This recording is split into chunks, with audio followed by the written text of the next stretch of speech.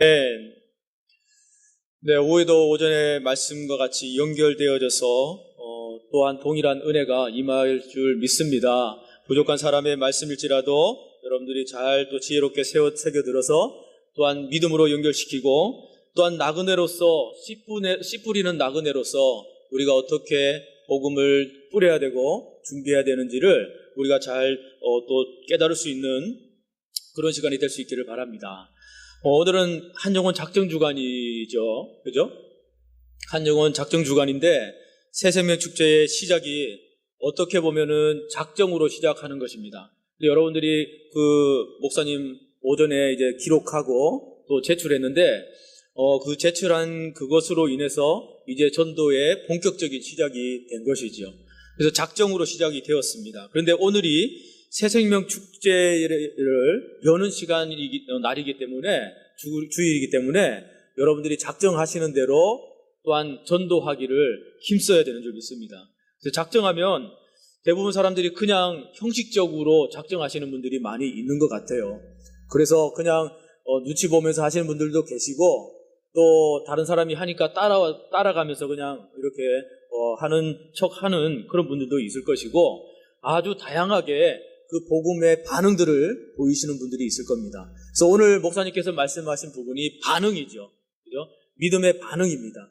여러분들이 어떤 반응을 보일지는 저희는 알 수 없지만 여러분들 스스로 그 반응을 믿음으로 보일 수 있을 때 정말 씨 뿌리는 나그네로서 그 역할을 다 감당했다라는 말을 들을 수 있을 것입니다.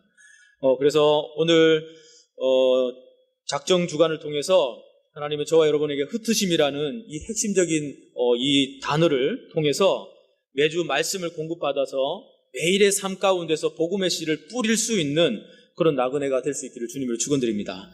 우리 1절 말씀의 시작에 보니까 예수 그리스도의 사도 베드로는 본도, 갈라디아, 갑바도기아, 아시아, 비두니아 이 5주에 하나님께서 흩으셨다라고 말씀을 하고 있습니다.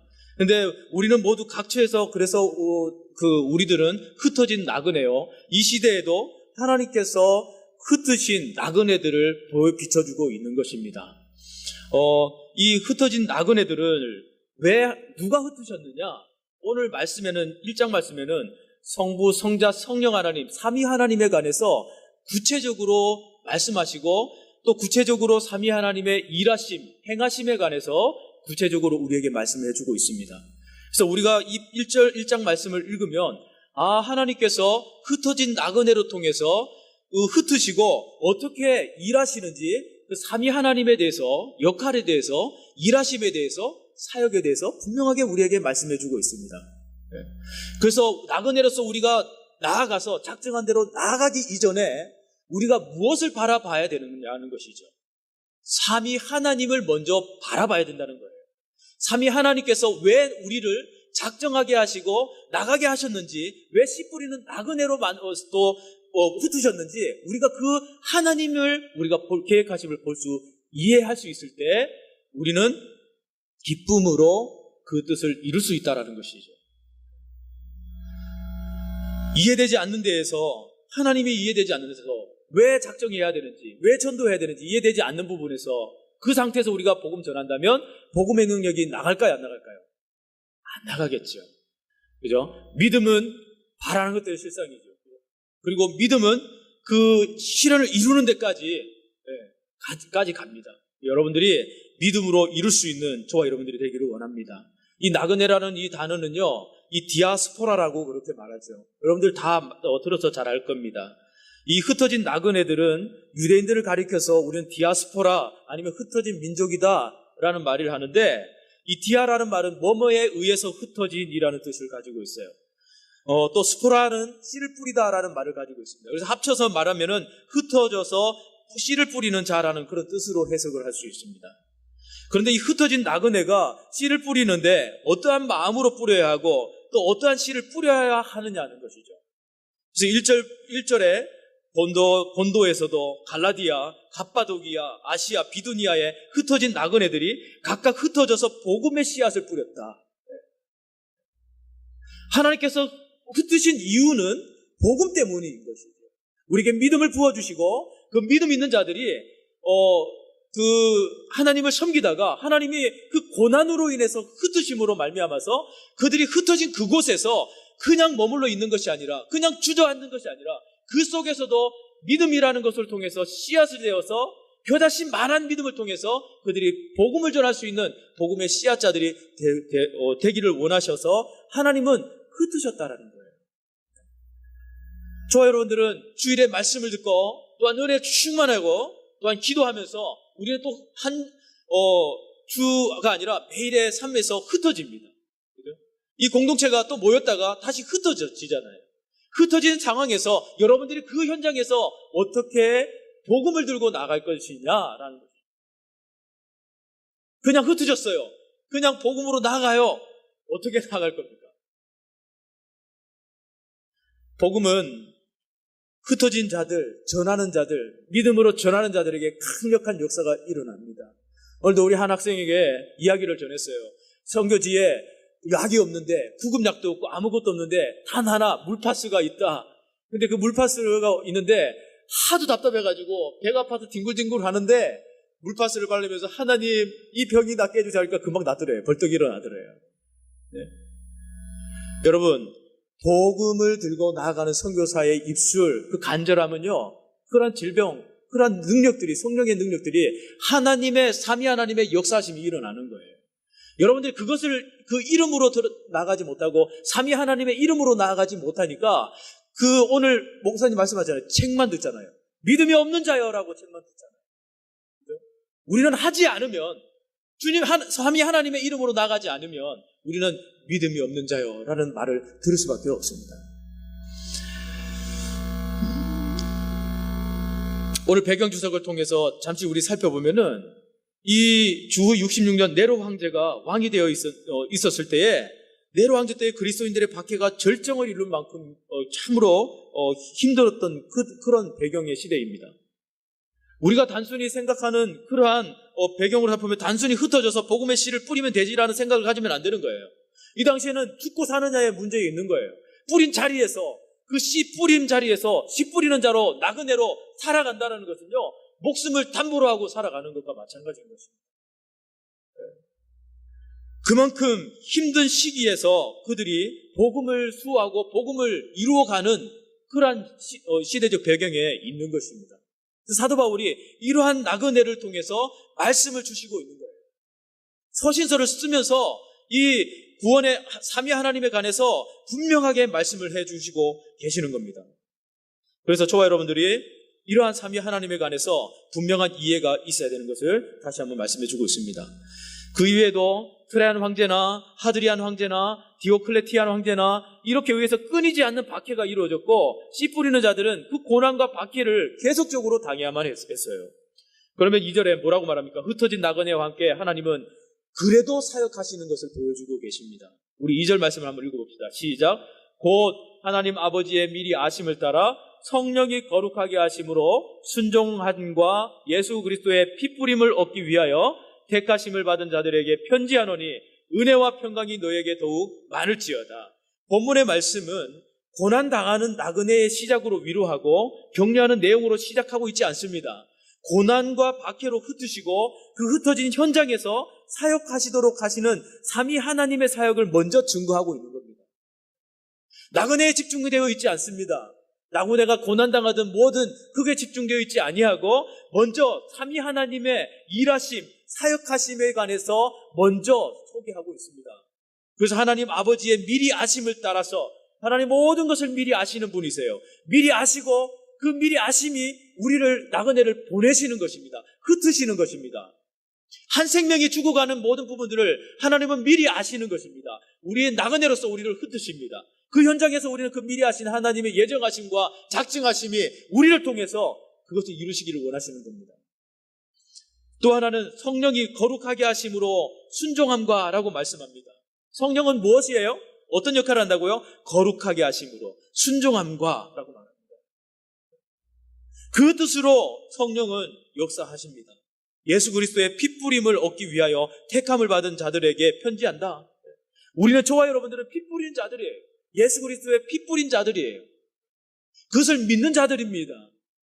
믿음을 통해서 우리는 우리의 심령의 믿음을 통해서 핏뿌림이 이루어졌습니다.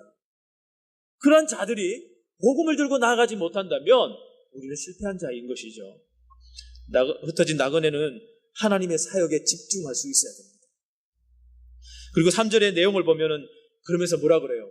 그 모든 부분들을 삼위 하나님을 찬송하리로다 라고 하면서 나그네는 하나님을 찬양할 자이고 핏뿌림을 얻을 자이고 택하심을 받은 자들이라는 것을 우리에게 말씀해 주고 있습니다. 그래서 1장은요 하나님에 관해서 예수 그리스도에 관해서 성령의 사역이 집중적으로 증거되어 있습니다. 오늘 우리들이 한 영혼을 작정했지만은 그 속에서 일하시는 분이 삼위 하나님이시라는 것을 믿음으로 바라보고 씨 뿌리는 나그네로 순종할 때 성령 하나님 역사하실 줄 믿으시기를 바랍니다. 우리 2절, 5절 말씀에 보면은 참 특성이 있는데 이중적 특성을 우리가 볼 수 있습니다. 그것이 뭐냐면 2절 말씀에 보니까 택하심과 핏뿌림이 이렇게 나와요. 그죠? 그리고 5절 말씀에는 무엇이 나옵니까? 구원과 보호하심이 나옵니다. 그러니까 2절 말씀에는 택하심과 핏뿌림이 있고 5절 말씀에는 구원과 보호하심이 이렇게 말씀하세요. 그러니까 택하셔서 피 뿌리셔서 구원하신 자들을 끝까지 보호하신다라는 뜻이잖아요. 그죠? 그런 말씀이잖아요.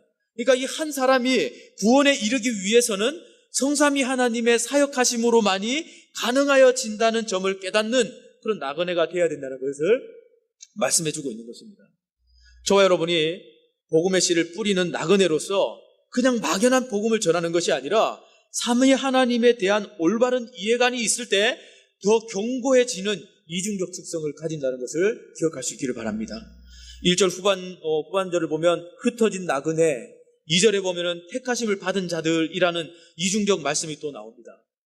흩어진 나그네와 택하심을 받은 나그네, 이 두 나그네는요 복합적인 정체성을 가지고 있어요. 이거 무슨 말이냐면 어떤 부분이 복합적이냐면 하나님께서는 이 나그네들을 너무나 잘 알아주시는데 로마 식민 시대의 사람들은 그들을 거부하고 핍박합니다. 하나님은 그 마음들을 너무나 잘 알아주세요. 그런데 로마 시민들은 그 마음을 못 알아줘요. 오히려 핍박하고 고난을 줍니다. 하나님은 그 현장에서 정말 나아가도록 그렇게 위로하고 또 힘을 주시는 반면에 로마인들은 그 현장에서 박해하고 핍박한단 말이죠. 우리 나그네로서 나아가는 모든 부분에는 확신과 믿음으로 나아가지만은 때로는 그 속에서 박해하는 자도 있고 때로는 받아들이는 자도 있고 그렇다는 겁니다. 이런 복합적인 마음들이 것들이 있어요. 이렇게 하나님이 흩으신 자들, 그러면서도 그 사회에서도 핍박의 삶을 살아야 하는 이중적 사람들이 바로 씨 뿌리는 나그네임을 우리가 기억할 수 있기를 바랍니다. 다시 말해서 저와 여러분은 복합적인 정체성을 가지고 있는 자들이에요. 그래서 한쪽으로만 치우쳐서는 안 되는 씨 뿌리는 나그네들이라는 것을 기억해야 돼요. 유대인들은 그렇지 못했죠. 한쪽으로 치우쳐 있어요. 복합적이지 못합니다. 이중적이지 못합니다. 그냥 한쪽으로만 치우쳐서 택하심을 받았다는 것에만 그들은 강조되어져 있고 우리는 택함받은 민족이라는 것에만 강조되어 있지 다른 것에는 아무것도 받아들일 생각을 하지 않는 것이죠. 택하심이란 용어는 유대인들이 많이 사용하는 용어들이잖아요. 그죠? 그들이 제일 자랑하는 것이 택함 아니겠습니까? 유대인들은 자신들은 무조건 택함받은 자들이라는 자부심 하나로 영원한 축복 속에 있는 것처럼 말을 하고 자부심을 가지지만은 흩어진 나그네와 택하심을 받은 나그네의 공통적인 그 것은 둘 다 무엇이 있다? 고난이 있다는 거예요. 고난. 똑같은 고난을 받는다는 거예요. 택함받은 자도 고난을 받고 또한 나그네로서 그냥 나아가는 자도 고난이 있다는 거예요. 그리고 복음 전하는 것 때문에 핍박도 받고 심지어 옥에 갇히기도 한다는 말씀을 또 드리고 싶습니다. 그래서 씨 뿌리는 나그네가 되려면 주인의식이 필요한 거예요. 우리가 전도하려면은 주님이 우리에게 맡겨주신 그 말씀에 주인의식이 있어야 돼요. 프로정신이 있어야 되죠. 그냥 이끌리듯이 예수 믿을래라고 하는 것이 아니고요. 정말 프로정신이 있어야 돼요. 확고하게 그냥 해야 돼요. 저는 안 될 줄 알았는데 어제 이번 주간이 계속 이제 작정 주간이니까 계속 이제 준비하면서 제가 품었던 한 영혼이 있습니다. 지금 이따가 나갔는데 중학생이에요. 예. 그런데 갑자기 볼링 얘기가 나와가지고, 예. 계속, 목사님 볼링 치러 가면 안 돼요, 볼링 치러 가면 안 돼요. 계속, 그러는 거예요. 그래서 스케줄을 서로 못 잡았어요. 그래서 주일날, 이제 토요일도 안 내서 그러면 주일날 하자 하니까 주일날 이제 스케줄을 잡는데 없는 거예요. 그러면 2시에 예배 나오고 예배 드리고 우리 가자. 그렇게 하니까 네 했는데 아까 2시에 딱 나왔어요. 근데 또 아무도 없으니까 그냥 이게 또 사무실 나갔는데 어디에 있는지는 모르겠습니다, 지금은. 그러니까 여러분들이 2시에 시간 돼서 딱 해서 나오는 것이 아니고 기존에 있는 성도들은요, 미리 와 있어야 돼요.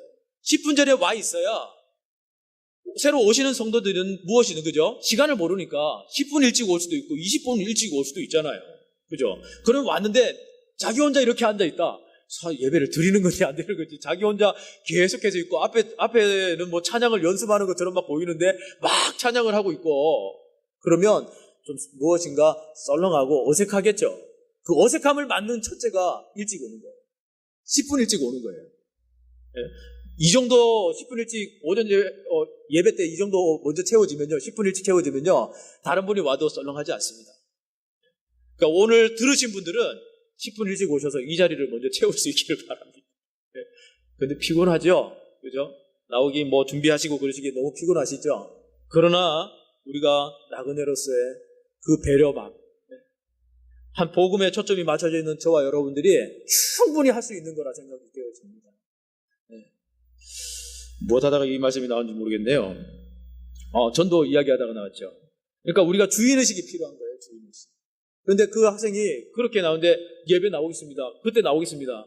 근데 제가 갑자기 확신이 들더라고요. 주일날 나와 그러면 하니까 나오겠나라는 마음도 안 드세요. 그냥 나와 했는데 네 라는 거예요.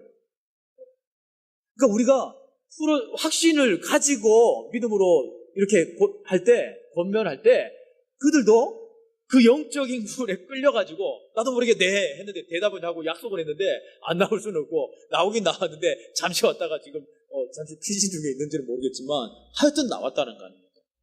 그죠? 여러분, 이것이 우리에게 좀 필요한 것 같아요. 프로 정신, 주인의식이 우리에게 좀, 사명감이 우리에게 좀 필요한 것 같습니다. 천지 만물을 창조하시고 자연 만물을 다스릴 수 있는 주인의식을 하나님은 원하고 계시는 줄 믿습니다. 그뿐 아니라 하나님의 사명에 헌신하는 일에도 주인의식이 우리에게 필요하다는 것을 우리가 기억할 수 있기 바랍니다. 저와 여러분은 유대인들의 사고와 달라야 돼요.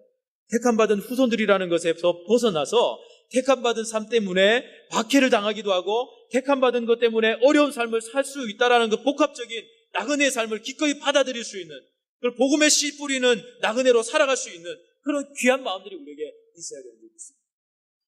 우리 그렇다면은 나그네는 왜 고난을 당하면서도 참아야 되는가? 왜 참아야 될까요, 여러분? 이곳이 완전한 고향이 아니기 때문이에요. 저와 여러분들의 완전한 고향은 어디입니까? 이제 우리가 육신의 장막을 벗고 갈 곳이 어디입니까? 네? 어디예요? 말 좀 해보세요. 어디예요? 천국이죠. 네. 하늘나라 아닙니까? 천국이잖아요. 그래서 그리스도인들은 하늘 본향을 사모하면서 하나님의 백성다운 삶을 살아야 하기 때문에 그렇습니다. 저와 여러분은 다 흩어져서 나그네의 정신, 나그네의 신앙으로 살아야 되는 거예요. 그리고 나그네의 마음으로 예수 그리스도의 복음을 전해야 되는 겁니다. 우리가 흩어지는 이유는 다 개인적으로 저마다 사정이 다르죠. 그러나 주께서 우리를 다 흩어놓으시고 놓으시는 궁극적인 이유는 모든 그리스도인들로 하여금 각처에서 복음을 증거하도록 하시기 위해서라는 것을 우리가 기억할 수 있기 바랍니다. 고난 가운데 있던 나그네에게 사도 베드로가 서신서를 보내면서 그 모든 쓴 부분이 뭐예요? 네? 이것이 어떻게 보면 이것이 핵심일 수도 있습니다. 뭡니까? 제가 이 부분을 핵심적으로 잡지는 않았지만 소망이라는 거예요. 그래서 베드로 전서에는요, 소망으로 가득 차 있어요. 소망을 잃어버린 우리 영혼들 있습니까? 소망을 찾으려면 베드로 전서를 읽으세요. 10번이고 20번이고 읽으세요. 소망을 얻을 것입니다. 왜냐하면 소망을 담아놓은 서신서가 바로 베드로 전서이기 때문에. 그래서 소망서신이라고도 하고요. 네. 소망의 사도라고 그렇게 명칭을 하기도 하죠. 우리에게 내일이 있다면 영원한 미래가 우리에게 확실하게 보장되어 있음을 믿는다면 우리가 오늘 잠깐 당하는 고난을 두려워하거나 비겁해하지는 않을 거예요. 왜냐하면 내일 당장 우리에는 소망이 있으니까요.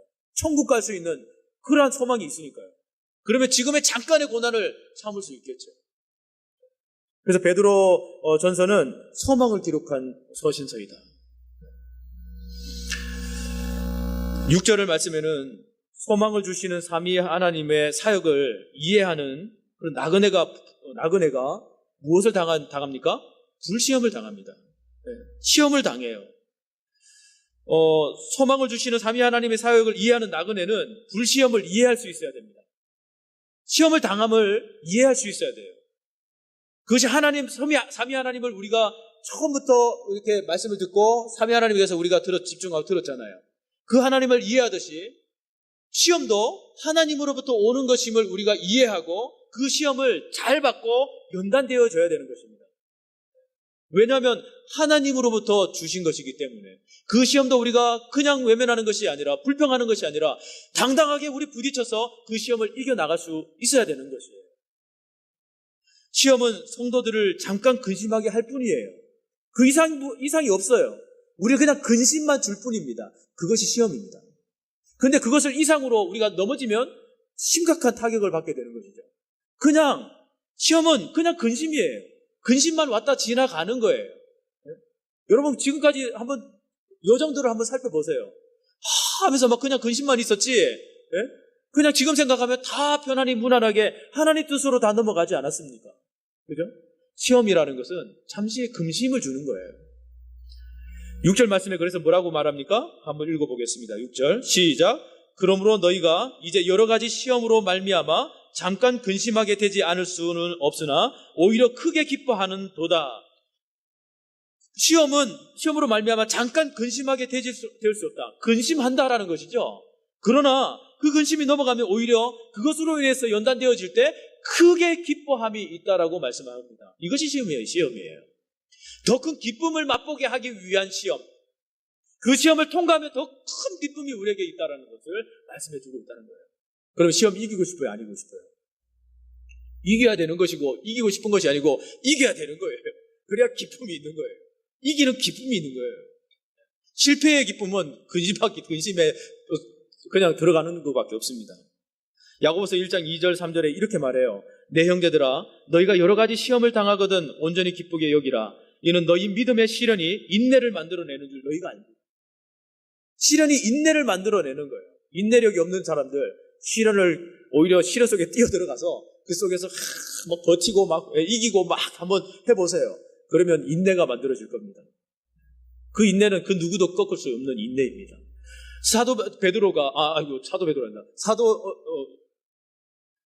바울 사도가 정말 예수 그리스도를 믿는 자들을 책잡고 죽이는 자들 아니었습니까? 돌 던지는 자 아니었습니까? 그죠? 그러한 자가 바뀌니까 지금 현재 소망을 전하는 그러한 전도자가 되었지 않습니까? 그죠? 그러니까 그러한 강력한 시험을 통해서도 하나님은 바꾸셔서 귀하게 사용하는 것을 우리에게 보여주고 계십니다. 시험이란 일시적으로 사탄이 성도들을 넘어뜨리기 위해서 주는 것이 시험이에요. 그러므로 믿는 자의 영원한 구원에 대해서는 방해하지 못하는 것입니다. 우리의 영원한 구원에 관해서 방해하지 못해요. 그러니까 두려워하지 마세요. 그냥 이기시면 돼요. 그래서 영원한 구원에 대해서는 방해하지 못하기 때문에 소망을 꺾인다 안 꺾인다? 안 꺾인다. 소망을 잃어버릴 수가 없습니다. 그런데 우리는 소망을 잃어버린 것처럼 그렇게 생각하죠. 그래서 6절에 오히려 크게 기뻐하는도다라고 말하는 것이에요. 시련은 성도가 받은 영원한 구원을 연단하는 데 유용한 것입니다. 그러니까 시련이 오면 오히려 더 우리를 연단하는 데 유용한 것이기 때문에 우리가 유용하게 사용하면 되는 거예요. 믿음을 가진 자들이 그 유용하게 시험을 사용하면 되는 거예요. 이게 나가면 되는 거예요. 그래서 야고보 사도는 뭐라 그럽니까? 너희가 시험을 만나거든 어떻게 여기라? 온전히 기쁘게 여기라. 와, 나 시험 당했어. 와, 기뻐해야 돼요. 기뻐해야 돼. 박집사도 시험 당했어? 예? 김집사도 시험 당했어? 기뻐해야 돼. 예? 오히려 기뻐해야 돼. 기뻐할 수 있는 저와 여러분들 되기를 바랍니다. 다음은 씨 뿌리는 나그네는 시험도 기쁘게 여길 수 있어야 된다고 말해요. 그래서 육체의 성정을 가진 인간이 박해와 환난을 좋아할 수는 없죠. 그죠? 그거 당하면 누가 진짜 박해를 당하겠어요. 육체적인 부분을 막 가하고 막 손톱을 뽑아내고 막 고문을 한다 그러면 누가 그거 참겠어요. 나 하나님 안 믿을래 하고 그냥 손 들 사람들 많을 거예요. 그죠? 그 박해가 정신적인 고통이 아니라 육체적인 고통일 경우에는 더욱 어려운 것이죠. 지켜나가기가. 고문을 당하거나 매를 맞고 배고픔을 참기란 어려운 거예요. 그러나 초대교회 당시 많은 나그네들이 흩어져서 이 같은 어려움을 당하면서도 영원한 소망으로 인해서 감당해낼 수 있었던 것은 무엇이 있었다? 시험이 있었기 때문에. 시험. 그 시험으로 인해서 어려움들을 이겼기 때문에 지금의 또 믿음의 정말 전수가 이루어졌다고 생각합니다. 이 신앙의 전승이 계속적으로 일어났다고 생각합니다. 야고보서 1장 22절에 말합니다. 시험을 참는 자는 복이 있다. 이는 시련을 견디어낸 자가 주께서 자기를 사랑하는 자들에게 약속하신 생명의 면류관을 얻을 것이기 때문이다 라고 확실하게 말해요. 그러니까 시험을 참는 자는 복이 있고요, 시련을 견디는 낸 자도 주께서 자기에게 사랑하는 자들에게 약속하신 생명의 면류관을 주신다고 말씀합니다. 그러니까 이 시험들을 잘 참고 이길 수 있는 그러한 나그네가 될 수 있기를 바랍니다. 시험은 씨 뿌리는 나그네로 만들어져가는 과정이요, 연단인 거예요. 그래서 본문 7절 말씀에 뭐라고 말씀합니까? 우리 7절 한번 읽어봅시다. 시작. 너희 믿음의 확실함은 불로 연단하여도 없어질 금보다 더 귀하여 예수 그리스도께서 나타나실 때에 칭찬과 영광과 존귀를 얻게 할 것이다. 아멘. 우리 이 말씀은 제가 이 말씀 보면서 정말 은혜를 많이 받았던 말씀인데, 우리 그 성도는 일시적인 시험으로 인해서 잠시 근심하나 영원한 구원을 위하여서 오히려 그 시련을 크게 기뻐할 수 있습니다. 특히 그 시험이 멸망시키기 위한 시험이 아니라 성도의 믿음을 연단하기 위한 것이라는 사실을 알게 될 때에 아무리 불같은 시험도 능히 감당할 수 있다는 것을 말씀해 주고 계세요. 불같은 시험이 오히려 신앙의 불순물들을 제거시켜서 순수하고도 온전한 정금 같은 그런 믿음으로 바꿔주는 것임을 우리가 알 수 있습니다. 그죠? 그 시험을 통해서 모든 걸러질 것들이 다 걸러져요. 그죠? 그리고 이겨나갔을 때는 어느 순간 돌아보면 그 불순한 것들이 다 걸러져서 이제는 온전한 정금으로 만들어진 것처럼 그렇게 만들어지는 겁니다. 12절에서 11장은 믿음의 장입니다. 그래서 이렇게 말해요. 이런 사람은 세상이 감당하지 못하느니라. 믿음이 있는 자에게, 그런 자에게 불시험을 이기며 믿음으로 나아가는 자에게는 세상이 이 사람을 감당하지 못한다. 세상이 감당하지 못할 그런 교회요, 성도가 될 수 있기를 바라요. 시험 받는 자에게 대해서 공통적으로 나오는 단어가 뭡니까? 그것은 믿음이에요. 작은 겨자씨 같은 믿음 하나만 가지고 있으면 그 작은 믿음의 씨가 9절에 어떤 결과를 가지고 온다고 합니까? 6, 7절 말씀에 대조적으로 말씀하는데 여러 가지 시험과 칭찬과 영광과 존귀가 대조되어 있어요. 시험과 칭찬, 그죠? 그리고 영광과 존귀, 이렇게 계속 대조적으로 말씀해주고 있어요. 또 하나는 근심과 기쁨이 대조됩니다. 근심이 있는 반면에 또 기쁨이 있어요. 이렇게 대조를 이룹니다. 또 이제와 예수 그리스도에 나타나실 때, 이제라는 지금은 고난스럽고 어렵고 시험이 있고 막 이러지만 예수 그리스도에 나타나실 때, 이때는 어때요? 때가 완전히 대조되는 것이죠. 그죠? 우리가 고난을 참고 인내하고 이때는 이제라는 이 현재는 굉장히 어렵고 힘들지만은 그 때가 있기에 우리는 소망 때문에 기뻐하고 이길 수 있고 시험 때문에 우리는 또 정금으로 나갈 수 있다라는 이 말씀에 내가 너무너무 은혜를 많이 받은 거예요. 예수 그리스도에 나타나실 때를 소망 삼고 예비하는 나그네들 될 수 있기를 주님 축원드립니다. 금보다 귀한 연단 받은 믿음으로 나아갈 수 있기를 바랍니다. 8절 말씀에 뭐라고 그래요? 8절 말씀에요. 예수를 너희가 보지 못하였으나 사랑하는도다. 이제도 보지 못하나 믿고 말할 수 없는 영광스러운 즐거움으로 기뻐하니. 또 기쁨이 나와요. 크게 기뻐하도다. 8절에 뭐라 그래요? 즐거움으로 기뻐하니, 영광스러운 즐거움으로 기뻐하니라고 말합니다. 보지 못했지만 사랑한다, 보지 못했지만 믿는다라고 하는 사랑과 믿음에 대해서 이렇게 서로 짝을 이루고 있어요. 보지 못하지만 믿음이 사랑, 보지 못하는 믿음, 이 두 가지는 이 공통적으로 보이지 않는다는 것이 있습니다. 그러나 이 사랑이란 보이지 않는 이 사랑, 그리고 보이지 않는 이 믿음이 서로 결부되어져서 정말 이렇게 나타내어질 때 보이지 않는 것이 더 크게 강력하게 그렇게 역사되어지고 나타난다는 것을 우리에게 말씀을 해주고 있습니다. 여러분, 이것이 믿음입니다. 여러분, 믿음. 그리고 사랑입니다. 이 믿음과 사랑을 저 여러분들이 정말 잘 지켜나갈 수 있기를 바랍니다. 우리 이제 전도할 대상자를 바라볼 때 믿음을 가지고, 사랑의 대상을 가지고 그렇게 나갈 수 있어야 돼요. 그렇게 품을 수 있어야 돼요. 그럴 때 분명한 열매가 우리에게 일어나는 줄 믿습니다. 이 대조적인 모든 부분들이 슬플 때도 있고 기쁠 때도 있지만 기쁜 일이 있을 때를 우리가 소망할 수 있는 저와 여러분들이 되어야 되는 줄 믿습니다. 그래서 계속적으로 말해 8, 9절에 뭐라고 그럽니까? 예수를 너희가 보지 못했지만 사랑한다 말하면서 9절에는 믿음의 결국 곧 영혼 구원을 받음이니라. 이것이 결론이에요, 여러분. 이렇게 우리가 준비되어지고 나아갈 때 결국은 영혼 구원을 받음이라 라고 합니다.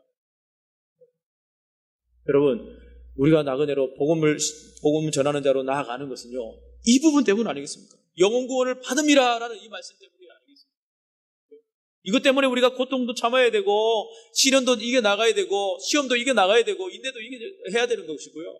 모두 복음에 초점이 맞춰져서 영혼 구원을 받음이라는 이 초점에 맞춰져서 우리가 인내하며 나갈 수 있을 때 그 열매는 맺어지는 것이죠. 그리고 우리가 하는 것이 아니라 무엇을 힘입어 12절에 성령을 힘입어 복음을 전하는 자들로 그랬습니다. 우리 성령을 힘입어서 나가야 돼요. 성령을 힘입어서 나가십시오. 나는 할 수 없지만 성령을 힘입어서 나갑니다. 하나님, 열매를 주십시오. 내가 영혼 구원을 받음이라는 이 말씀 가지고 성령을 의지 힘입어서 나갑니다. 하나님 열매를 줄 줄 믿습니다 하고 기도하면서 그 복음의 씨를 뿌릴 수 있는 저와 여러분들 될 수 있기를 주님으로 축원드립니다. 기도하겠습니다.